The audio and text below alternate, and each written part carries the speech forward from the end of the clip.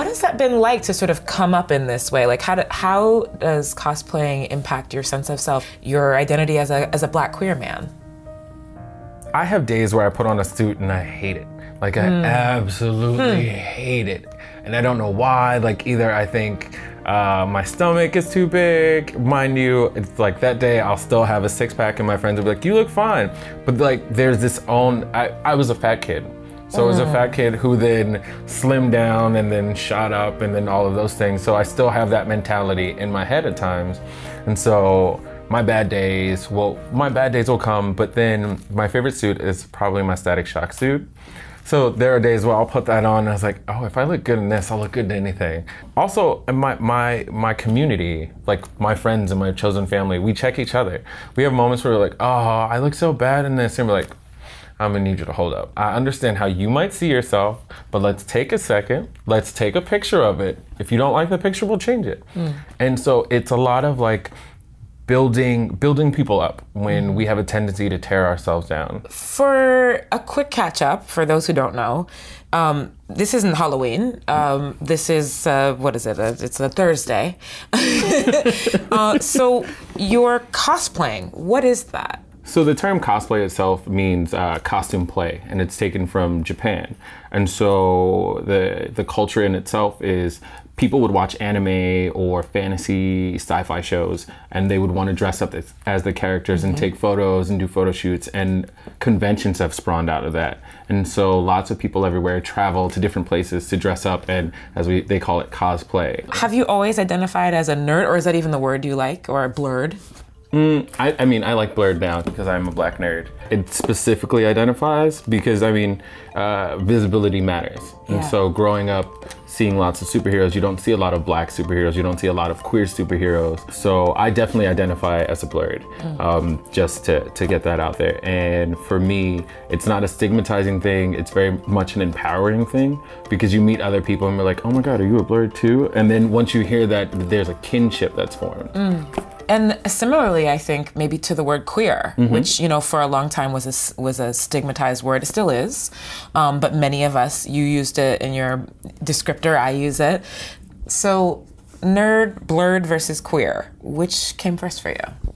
I think nerd came first. Because as a kid, I was one of those children who valued like doing science and looking at like very nerdy things that while all the other kids were running around and doing sports, stuff like that, parents would be like, go play games or go play sports. And I was like, I don't want to play sports. I'd rather figure out how these crystals grow or something like that.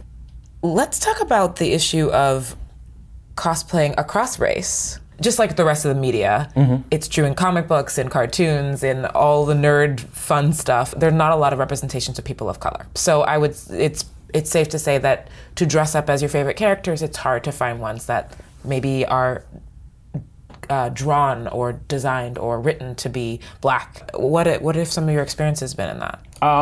Prime example, I have a friend who dresses as Cyborg, and he is 6'5" and he's white. Okay. Cyborg is an African-American male who pretty much his dad used science to save his son. Okay. And it's a really well-written character. And the thing I've come to understand about comics is that if a character is really well-written, people identify.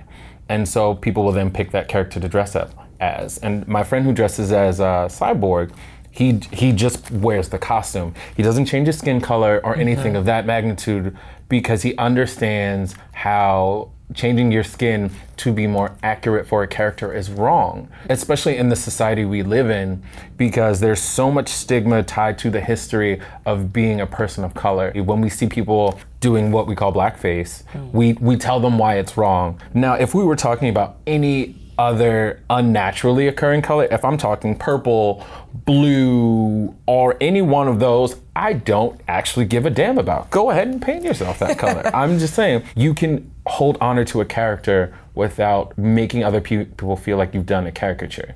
Because so many people speak out about how our skin color is not a costume.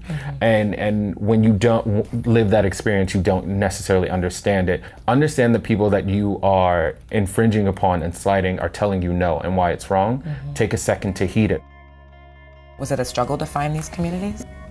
It's harder in the beginning because most of the time you first want to latch on to people who welcome you in, and then you decide whether or not they meld with who you are as a person. The Blerd community wasn't as big when I first started, and so there weren't as many people of color that I knew who were into the sci-fi things. As internet groups and all of these things start to grow larger, I met more people, and people started to follow what I did. And in my head, I was like, I'm just a guy running around having fun with my friends in suits, but not realizing how much that affects other people. They're like, thank you for doing what you do. And I'm like, all I'm doing is just like being myself, but not realizing how sharing or living my truth helps other people live theirs.